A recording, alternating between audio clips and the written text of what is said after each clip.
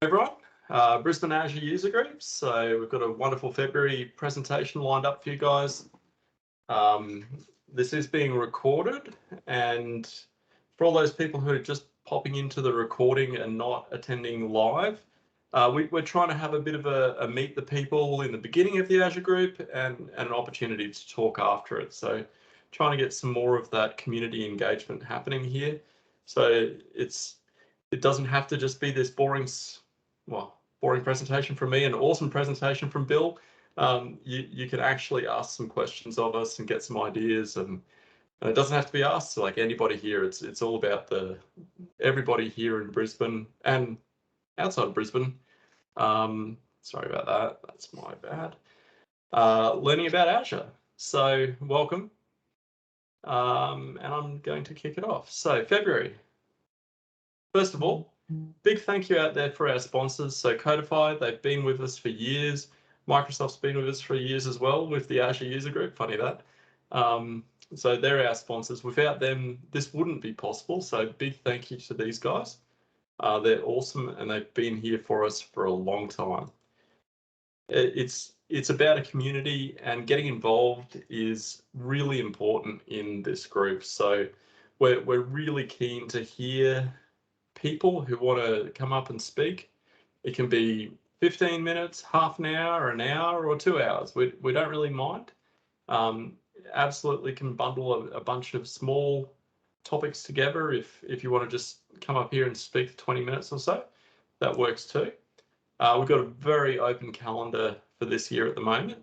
So I'm hoping that fills up fast. Otherwise, it's a lot of legwork for Dan and myself. So here's hoping. But if you're keen, let us know. So there's the email address down there. Sorry, Dan. And if your punishment, if you don't volunteer, is you can wind up having to listen to me or Damien speak. And that's it. So surely that's got to get you guys volunteering soon. Alrighty, so Dan's going to talk through this one. Yeah, absolutely. So we've got heaps of stuff going on at Deloitte, and if you're looking for a new adventure and you have skills in any of those areas that are mentioned there in the middle of the slide, we sure would like to hear from you. Yeah, by all means, you can scan that QR code. You can or take a screenshot of that email address on the bottom, or even just contact me through the meetup group if you want, and I'll point you to the right place. So, yeah. Fantastic. They're great guys over there at Deloitte. I know a lot of them. Alrighty, so a few little updates before we get going. DDoS, this is something that interests me. I have actually a little bit more than passing interest in security. And it's always great to see how Azure's going from a security and threat perspective. A few sort of pieces of information. I like to see where the attack destinations are and how that's changing over time. Yeah, Australia's on the list, so we're winning. I'm not sure if that's winning, but anyway, if that is winning, we're on the list. But you can see there, America's copying most of it. And there was a pretty big DDoS attack that was thwarted by Azure. So this is in last couple of months, and it's pretty cool to see. So that's Azure's DDoS protection stepping in and saving a lot of people a lot of grief.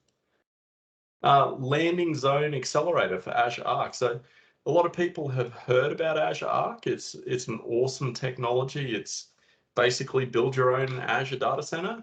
It's really a lot easier than that. But if you can have a Kubernetes cluster, you can install your own Azure region. And that's through Azure Arc. And Azure Arc has got more and more Azure services. It doesn't have all of them, but there are a lot of Azure services there, and they're expanding all the time. So, I think Todd gave us a fantastic example of how you can install Azure Arc on Raspberry Pi in his basement and name it your own Azure region. And then you can start installing your own Azure services like, storage and Kubernetes and web, I think, is in preview, and there's a whole bunch of them in there that are coming along really, really well. So if you need to have Azure on-premise and you don't want to manage your own PaaS services or build your own PaaS services, Azure Arc's a way to do it. A preview thing that was interesting. So for those of you who've seen HSMs, they're really expensive and companies seem to burn a lot of money trying to get these going. Well, now this is a PaaS service where you can actually get access to a HSM at a fraction of the cost, and it's not working, change it. So it's all about cryptographic keys and storage in hardware security modules, which is not in memory, it's actually on circuit. And I've seen these being used in the past, and they're pretty cool. So this is a great way, really cheap way to get access to this type of technology. Static web apps came out with a single click button, make me an enterprise grade application, which is pretty awesome. It's just that single checkbox over there that says enable enterprise grade. And what it does is it provisions things like front door and all sorts of stuff there, like DDoS protection and stuff, and puts it all in front of your static website. There are options and paths to put your WAF in place and you know, get all of that stuff that you would be using as an enterprise. And now you can do a lot of that configuration with a single checkbox, which is pretty cool. Also the performance of that product, sub 25 milliseconds after that initial warm up to serve your web pages from, you know, this is from any of the Azure point of presence. So more than just the data centers, but it's actually the CDN locations around the globe. So gives you great coverage with amazing response time and pretty cool product. So check that out. It's definitely worth looking into. Firewall had a few things happen. It's been quite popular over the last couple of months. So there's a performance boost. So significant increase in the amount of throughput that you can push through Firewall. There's a few more logging elements that now can be logged out through Azure Firewall. And there's now ransomware. Sorry about that, guys. There's now ransomware protection through Azure Firewall. So it's about trying to identify signatures of known attack vectors and blocking them. And there's thousands, 65,000 signatures, 50 signatures new each day of different attack vectors. So putting this in place can absolutely save a lot of people a lot of heartache. That's pretty much it for tonight. A few resources. So we've got the Slack. Damien, there's one thing I'd like to add. Yeah. The Azure managed certificates for API management are in preview now. Oh, fantastic. So you get your own custom domain and certificate, and Azure manages it so you don't have to touch it. That is, certificates are the bane of everybody's life. So yeah, because front doors had the managed ones for a long time, but API management hasn't, but the websites have also. So now the whole stack's got managed certificates if you want to use them. That's a fantastic plug. Does that include renewing them when they expire and stuff? It's all managed for you? It's all managed. You don't have to touch it. Once you set it up, it automatically takes care of it. No more key vault, no more manually installing those suckers. It's a dream. Yep. It's for those people that do on-premise security and even SSL, like rotating your certs, it's just such a pain, and often it's probably the number one for the last, I don't know, 8-10 years. From my experience, it's the number one cause of outages that I've seen around the place. It's also got worse lately because they've restricted the certificate renewals to yearly. Yeah. You can't have anything more than a year. So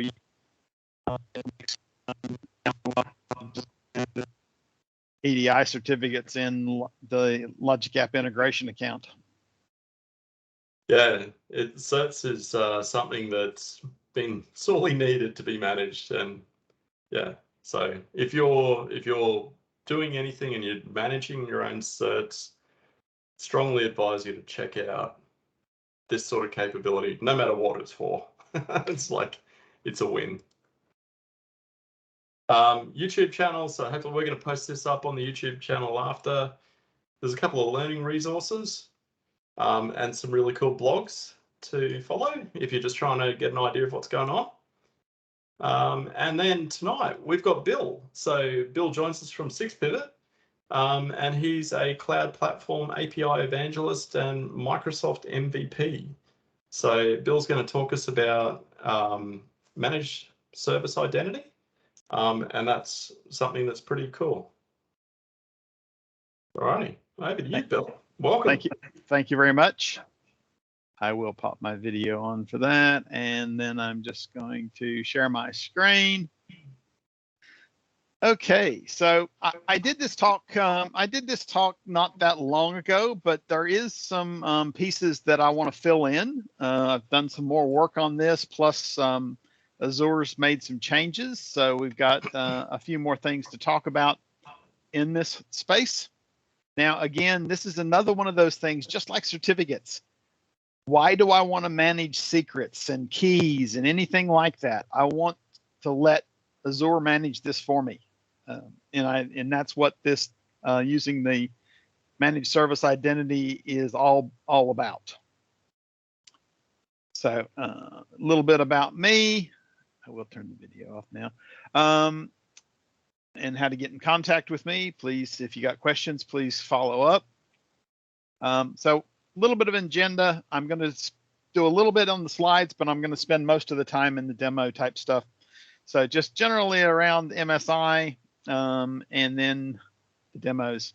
So again, it's going back to that thing that up until this point, a lot of times when I wanted to access SQL, I wanted to access storage, service bus, all of these different Azure resources, I needed a shared access key, or I needed the primary or secondary key for a storage account. I needed things like that to be able to do that for my application, which then meant I had to parameterize all that. I had to either call out to Key Vault to get them, or I had to go and configure them in my deployment and have them somewhere that my deployment could get to.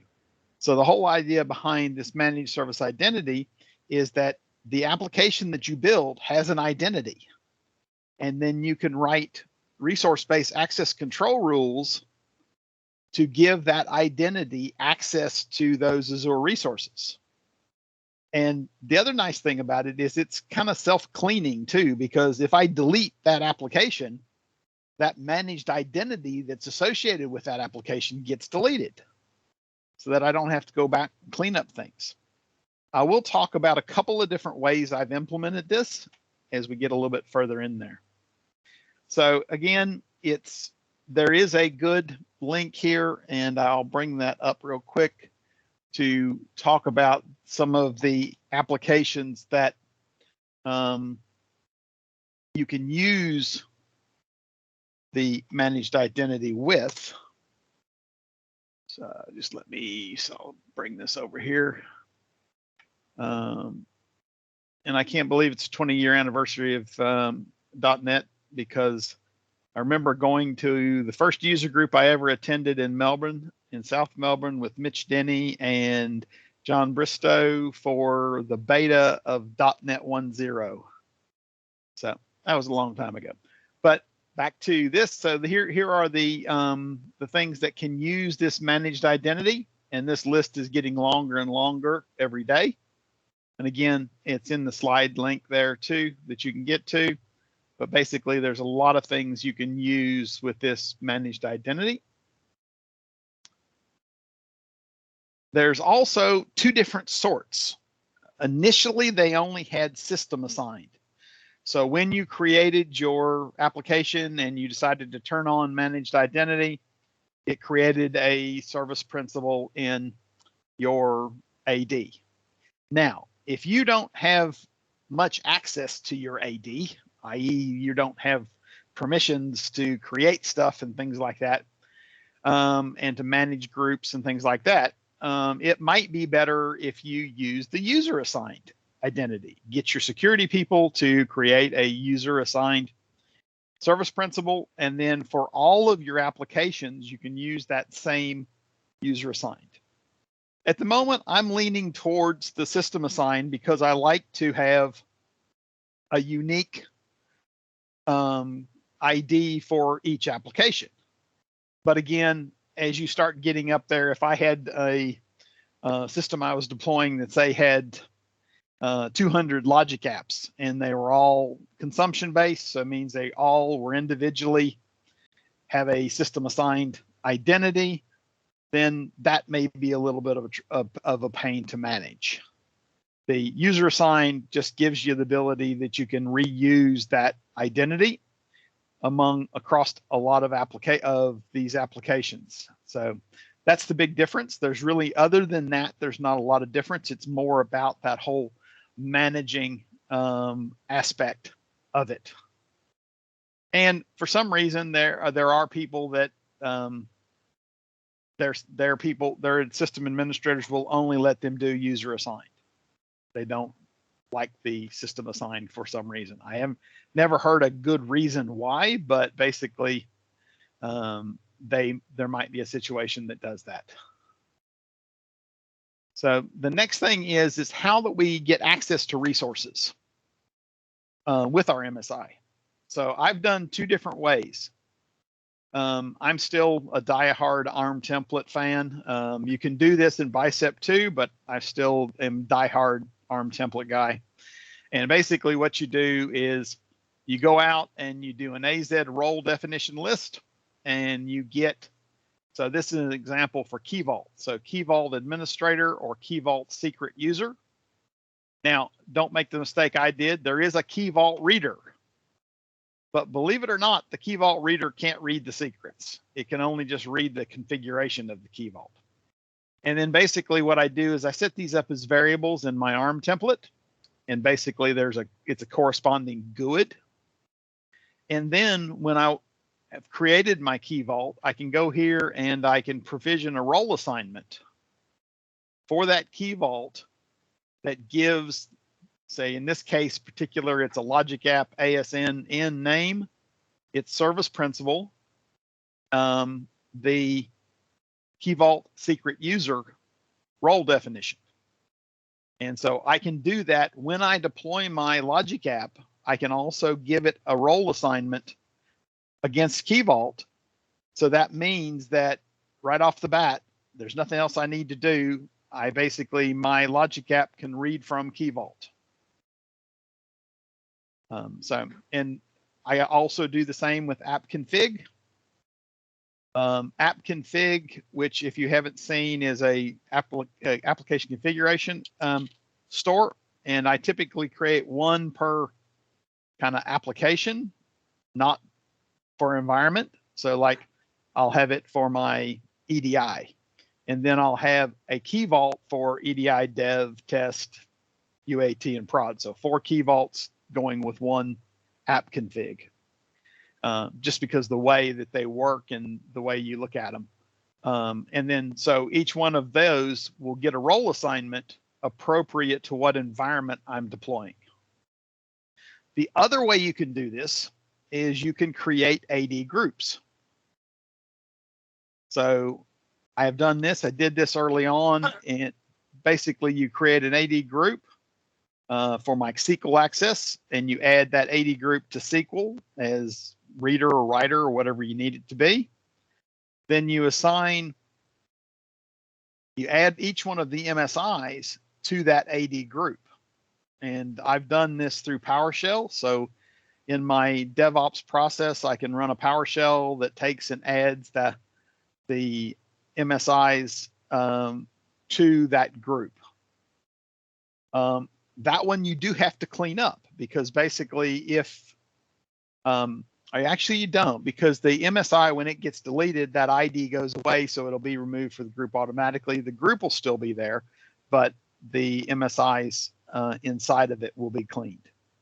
So does anybody have any feelings either way of how they would prefer to do this, with the group or with role assignments?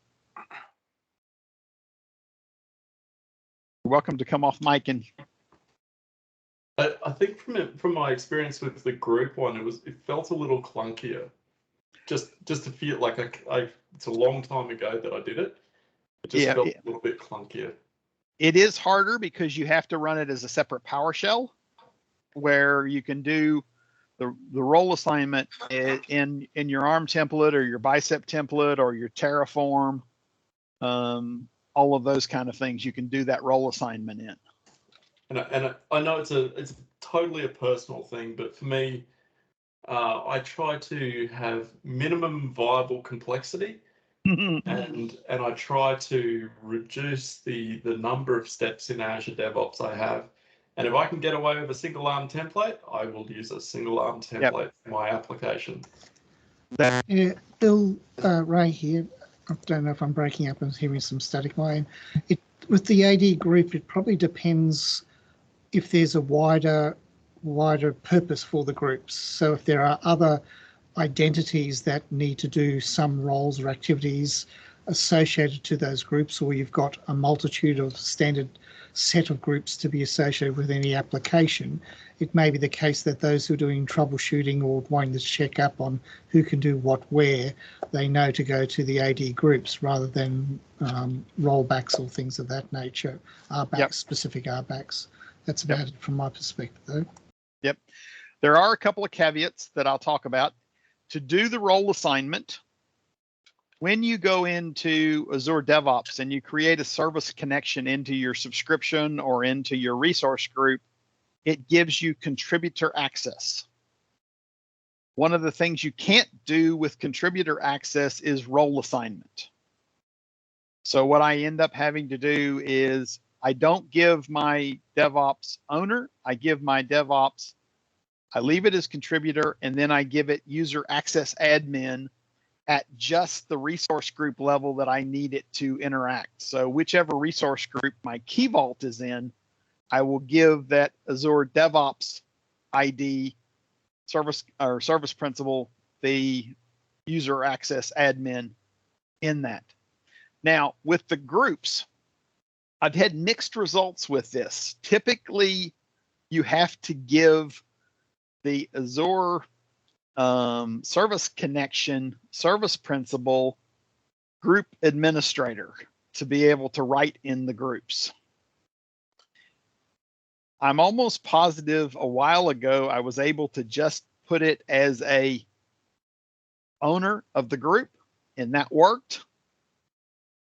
But the last couple of clients I've been on, that hasn't worked. And I don't know whether it's something they've got set in their AD or whether it's just something's changed.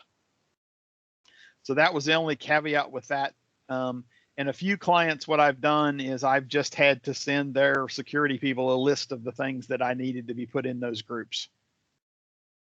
So that slows down the deployment a little bit, but once you've got it in there, it's there. So, excuse me. Let's go on to that. So this is the one thing I got working since we last spoke. Testing locally. Now, I'm not sure about you guys, but I've worked with some other developers that insist on doing everything they do locally. Now, for a lot of things in Azure, that's hard. Service bus, you can't run locally. Storage, you can. Azure SQL, you can run the local SQL, things like that. But I really think that, and I've actually seen some people make some choices of not to use service bus, to use something else because they couldn't do it locally. So one of the nice things is that with the latest SQL client library, I think it's 3.0 and above, it's got some new authentication types. Alexa, turn on Dick Smith. Okay. So there's the Active Directory Interactive. This is for our local, because what it will do is it will try to authenticate you to the Active Directory in Azure via a web page. So it'll pop you up a web page, and then you will pick your credentials and log on. Then you can close the web page, and the application then has that security context established, and it will go forward. For the other ones like storage, service bus, things like that, you can use the default Azure credentials. Okay, and you'll notice that there's it calls these in order. So basically, it'll look for environment variables. It'll look for a managed identity. It'll look for the Visual Studio credentials, the Visual Studio Code credentials, Azure CLI credentials, PowerShell, and then interactive. And the interactive is a new one. I tried this a long time ago and couldn't get it to work. And it turned out that because my account that I'm using normally to develop is in about 15 different directories as guests, it couldn't figure out which one to try. So what you need to do is you need to set the tenant ID of this Visual Studio authentication, and then it will work. And I will actually show you that in a demo. But the combination of the Active Directory interactive for SQL, and then using that the tenant ID for Visual Studio authentication, will give you the ability to do all of this stuff locally.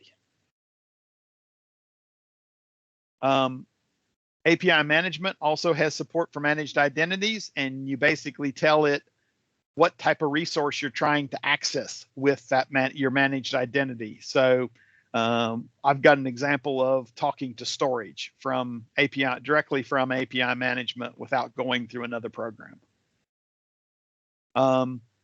Calling a logic app from API Management. You can set up a policy in your logic app that says you're using the tenant ID of your Azure tenant.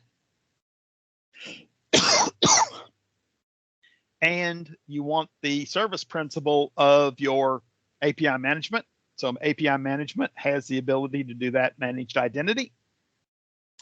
And so when you call your logic app, you no longer have to pass the signature, which makes it a whole lot easier.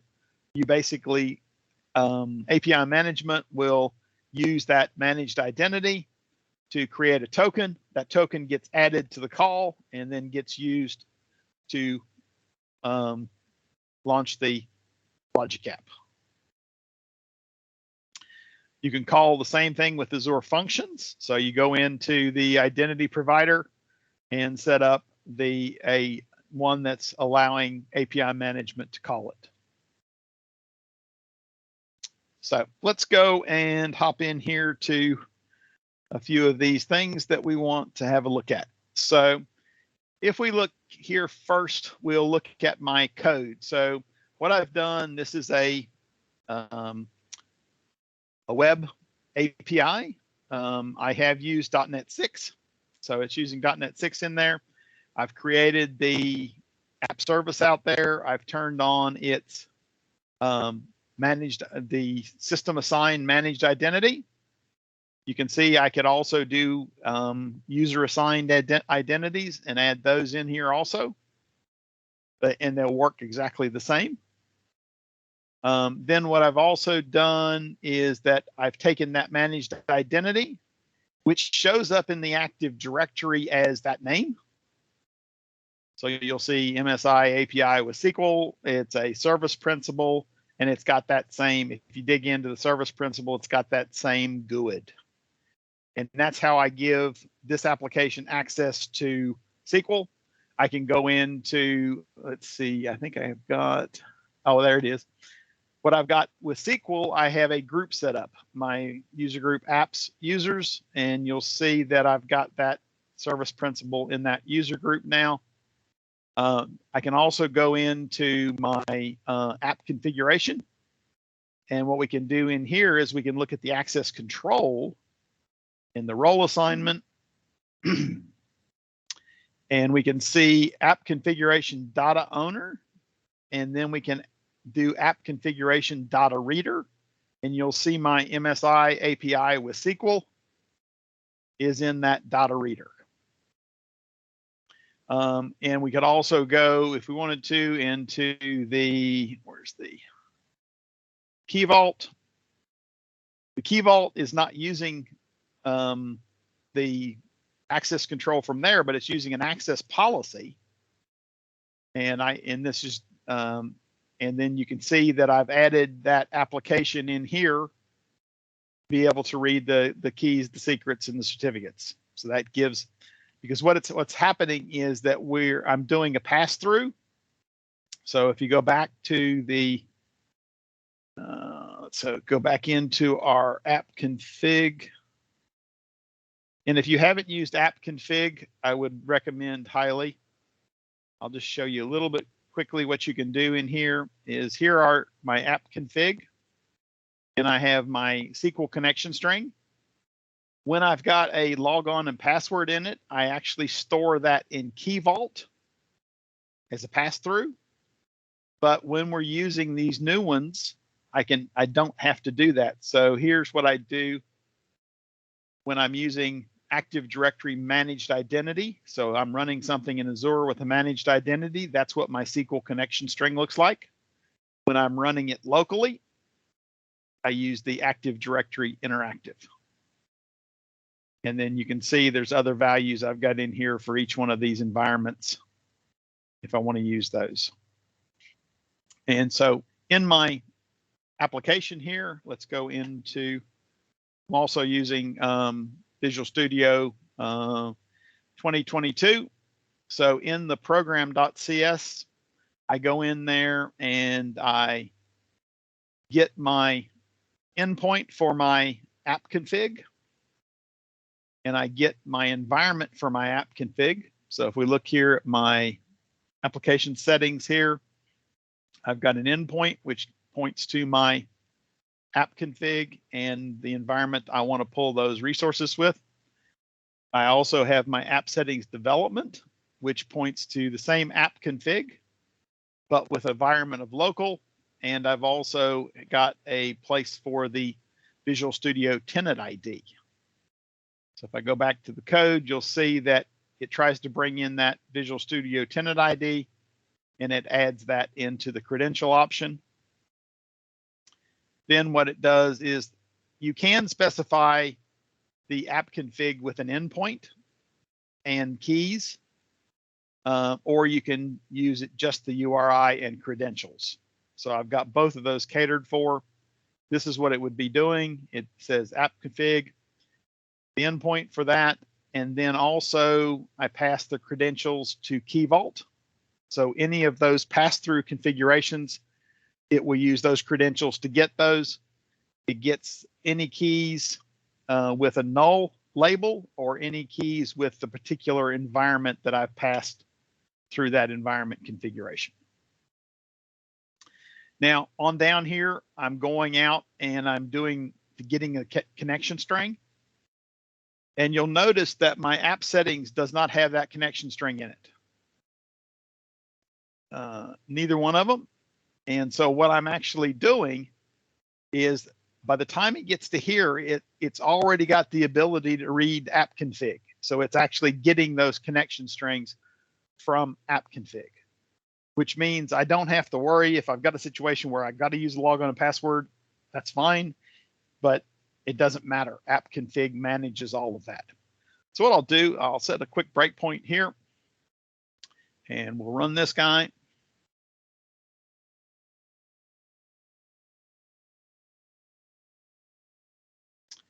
And this will be using my Visual Studio authentication because I'm running it local. Sometimes takes a couple of seconds to spin up because it has to go talk to Azure and say, oh, do we know this person? And I'll show you where that comes from in Visual Studio also.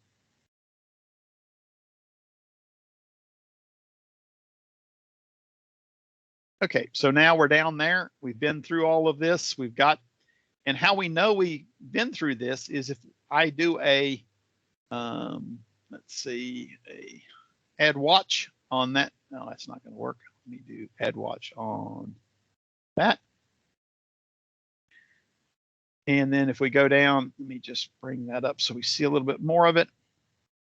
We can see that there's providers. And if you open those providers, you'll see that there's app settings.json, app settings development.json, and then there's Azure App Configuration Provider.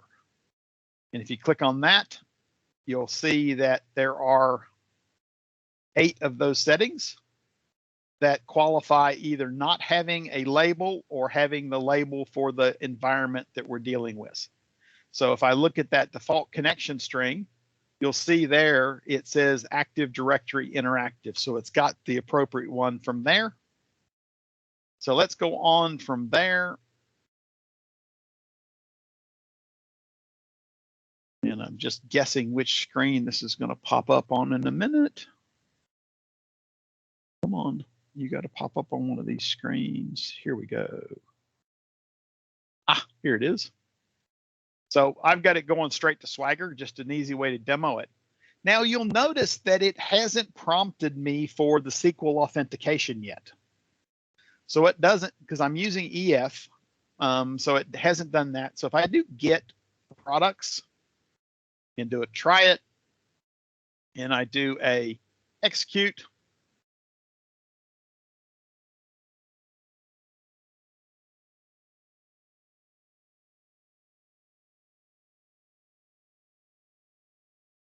and I'm doing a, okay, where'd you go?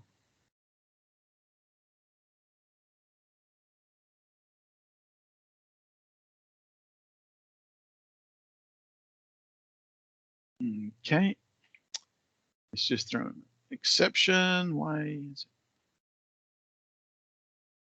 Try that one more time.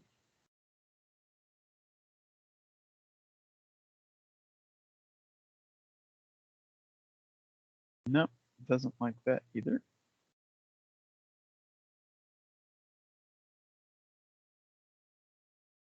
Now, this could be the fact my SQL, it was okay. I'll explain why it failed the first 2 times. I'm using a SQL instance that's the serverless instance, which means I've got it set so if I don't use it in an hour, it shuts itself down. So that's gone. So it took a couple of, about a minute to bring that thing up, okay? So once it brought that up, it went and said, okay, my connection string says Active Directory Interactive. So it popped a browser window. I select my account and it says authentication complete. You can close. And then if we come back here, you'll see that it's gone off to the database and pulled all of the products out of the database. And all I have to do with that, and this is the good thing about it, is that I did not have to change anything in my code. So basically, if we go look at the EF controller, so under models, the BAUG SQL context, it's got some stuff here where when I actually initially did this, it put my connection string in there, but you'll notice I've blanked out X'd out the password, so it can't be using that. So I didn't have to do anything except in my startup, I went in here, I got the connection string, and then I did a builder, add DB context, BAUG SQL context, use SQL server with that connection string. And then it basically used that authentication. Now, I've got that same thing deployed in Azure. So let's go have a quick look here. This is that same application. So if we go here to the overview and come on. So that's been deployed in there with the managed identity. If I click on that, it should bring up my,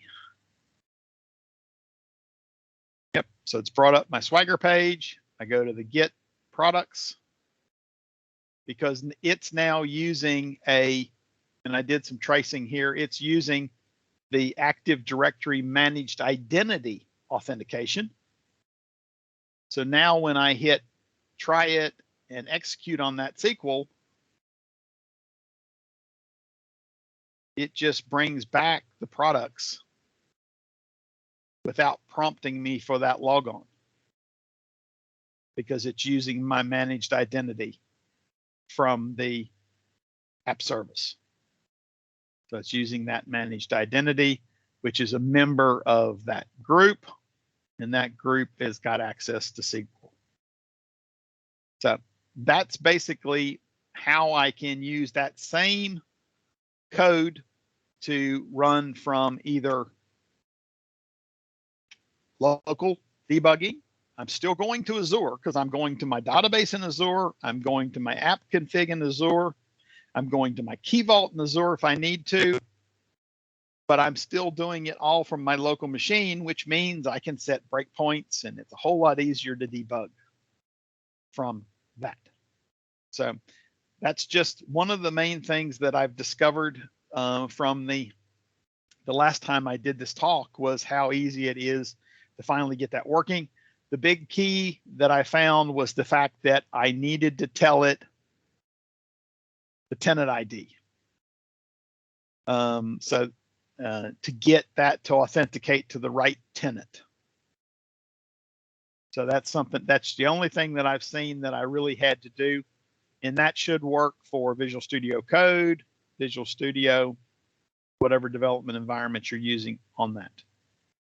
So what we can do now is we can also have a look at some of the stuff that I've done with API management. So if we go in here to API management, I did one here where I did a put operation against storage. So if we look at the API management policy, what we can see is we were setting a container name variable. We're getting rid of some headers because the storage account, for whatever reason, didn't like them. Then I set the blob type to a block blob. I set the version.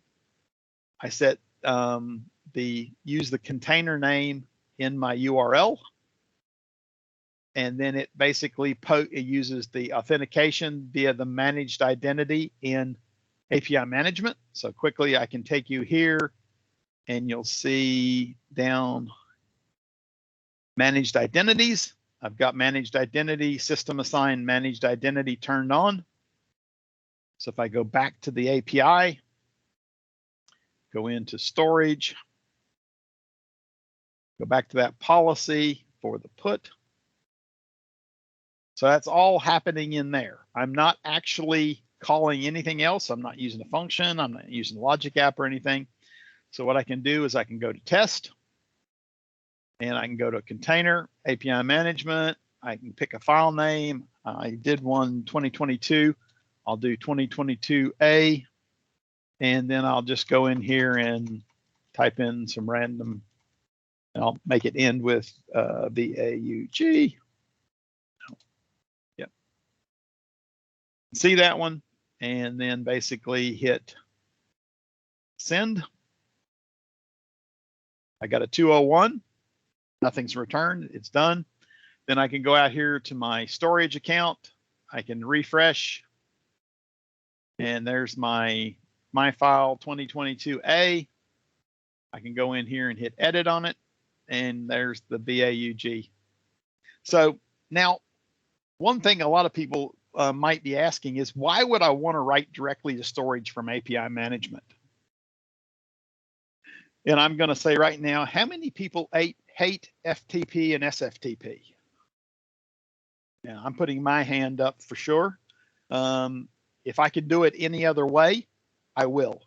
So this case, I can just do a simple put with some headers, and I can write a file into storage. Then I can use Event Grid to process that file. So basically tell a logic app or a function that I've got a file via Event Grid and process it. Now, because Service Bus does the same thing, I can actually write to a Service Bus queue from API management directly also, using that same managed identity and basically getting away from people having to write files to an SFTP or FTP server. Let's see. Got somebody typing in a question there. We'll see what that comes back with. So basically all I've done in here, if we look at that storage account, again, access control, role assignment, blob data owner is my API management instance. So that gives that API management instance access to that, to be able to write into that without any access keys, without anything like that happening. We can also go back into API management. I've got a, okay. So I don't store any secrets in app config. Okay. So if we go back and look at my app config, you'll see that anything that's got real secrets in it is stored in Key Vault.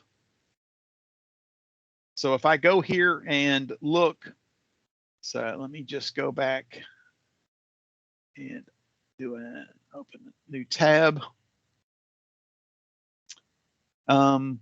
Go into here and you'll see that in my Key Vault, that's where those secrets are at.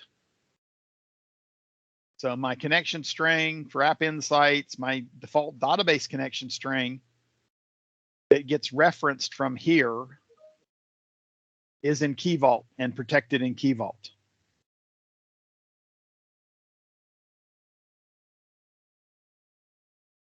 Service Bus also uses an HTTP protocol. You can write to a service bus with HTTP. And the only difference is that if my app configuration is connected to my Key Vault, when I go into an application like this, and I get the configuration, I don't have to care where it comes from. It takes care of that for me. So the other one we can look at is I've got a logic app. And then if we look at the design of this and that logic app, we'll see that here we're setting some back end and we're deleting the subscription key header and we're setting up our authentication. And then let's go test on this and just send an empty body, hit send. Got a 200. What I want to look at is the trace though. If we look at this trace now and we go down through there, we see it's the inbound pieces. And then we see it getting ready to call there's my authentication with managed identity. And what it does is it goes out and gets a bearer token for that managed identity, adds it to the header of that call to logic apps, and then basically is able to authenticate that logic app with that, because that logic app is set up to have, let's see, where have I got that? That logic app is designed to trust that managed identity. And again, that could be a group, it could be a particular managed identity. So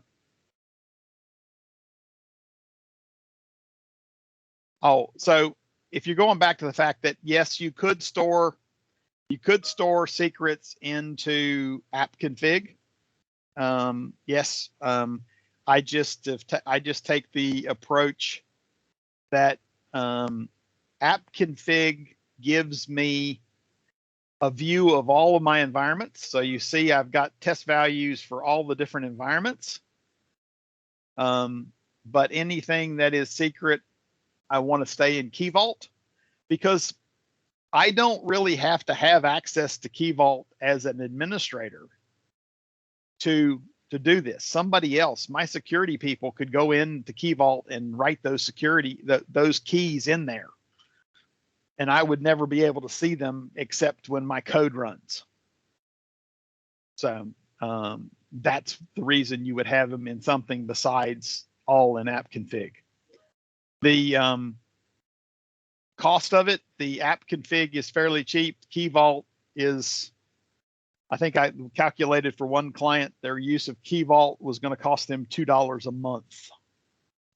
So the usage of Key Vault was not really going to be an expensive part. Just on that one, be careful if you're using HSM in Key Vault. Yeah, it's still not expensive compared to a HSM product. Yeah. And so Key Vault's really cheap. But if you do check the HSM storage of your keys, yeah, or secrets, it's more, and it might surprise you. Yeah, I know. I don't use the HSM version of the Key Vault storage. So that is a good point, because the HSM is a premium product at that point. So that's that. We can also do the same thing for our function app. And again, I didn't do all the work I should on this one. I just got, I'm still passing the key for the function app. So I'll hit send on that. And this basically goes off to your default function app. If you look at the HTTP one, it says, "Hello, Bill, HTTP trigger configured, executed successfully." And again, if we look at the trace in here, we'll see that it created a bearer token for the identity and passed that through.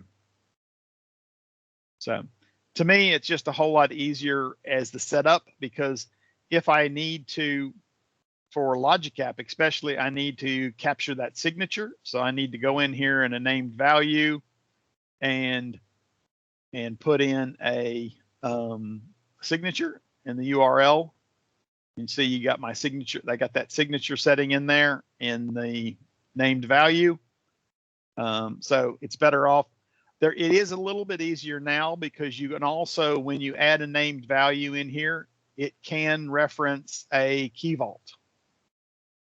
So you could do it in there using the system identity of the API management. Okay, I think that's pretty much what I wanted to show. The big thing I wanted to show is how easy it is to do locally with the new way to do SQL, the authentication interactive, and also how to hook up your, did want to show you in Visual Studio, it uses the account that you're logged on here. So I've got my SixPivot account in there. And then also in the tools options down here, Azure Service Authentication, you pick which account you want to use for the authentication. So again, you can have multiple accounts and things like that associated to get that authentication to work. So I think Ray's posting a question now. So I think that's pretty much. No question. Sorry, I'm just giving my apologies to leave. Oh, okay, fair enough. It's just about done anyway, so you're doing good. So I'm just opening it up now for questions. If anybody's got questions on that, the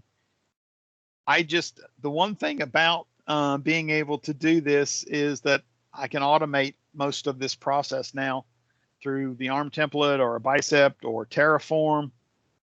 I don't have to worry about keys expiring, because that was the biggest problem with some of the storage keys and stuff. You could make them last forever, but a lot of the security people don't want you to make keys that last forever. So you end up having to go through them. And so it just makes that process a lot easier. Your security people will love you, because they can see exactly what application is accessing what resources. If they do an audit, they don't have to go figure out, okay, you're using this key, so who have we given this key to? So there's a whole lot of things in there that really help that security model. So, okay, thank you very much for attending, and hopefully you got some information out of this.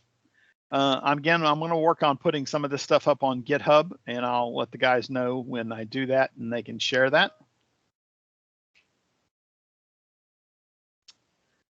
Do I know if app config is assessed by IRAP? No, I don't. You should be able to go look it up on that. So there's my details if you need to get a hold of me. I'm still holding on to my BizTalk bill. BizTalk is still there. They've extended support of 2020 to like 2028. So I've got at least a little bit more to be able to leverage off my BizTalk bill. You're holding that till your grave, Bill. Well done. Yep. So it was, you can blame Mitch Denny and a couple of the early Redify guys for that one. But yep. So if you need to get a hold of me there, and so I think it's really good from my point of view, being able to use API management through to your logic apps, then your logic apps through to storage or service bus or whatever you need to, all with these managed identities so that you know which application's doing what, and it's all trackable. So that's pretty much all for me. So thank you very much. Great job, Bill. Definitely worth seeing the updated version of this. Again, yeah. I was just so happy about a week and a half ago, I finally got that authentication to work through Visual Studio to be able to do that locally. And that was just so much better because that way I can offset those arguments about, oh, we want to run locally and debug locally, but all these things only do Azure. So now I can do all of that same stuff without any problem. So, and use that same authentication methods. I can use the same app config. And if you noticed in my app config, I had a local one, but you could also have local with your initials if you wanted to. If you wanted to have different settings for you, you could do all of that kind of stuff in there. Nice. So, all right. I might stop the recording now, okay. and then we'll open the floor for questions. So people feel free to come off mute if you want. Okay.